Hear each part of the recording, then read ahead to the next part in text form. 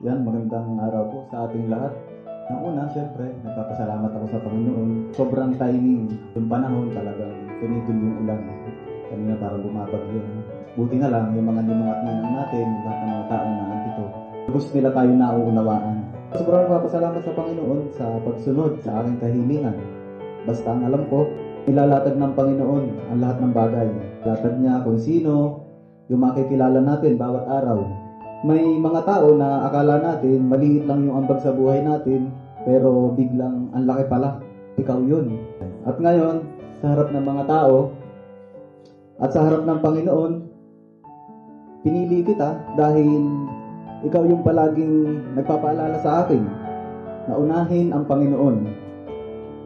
Nung panahong hirapang-hirapan ako sa mga pagsubok, alam mo yan, ikaw yung nananatili at naniniwala sa akin. Meron namang mas higit pa kaysa sa akin. May pera, mas gwapo, mas bata. Pero still, nandito ka pa rin sa harap ko. Minsan nga naisip ko, mukha ka palang nanay. Nanay ng magiging anak natin. No? 6 na taon mo rin akong pinagtiis. Pero tama ka.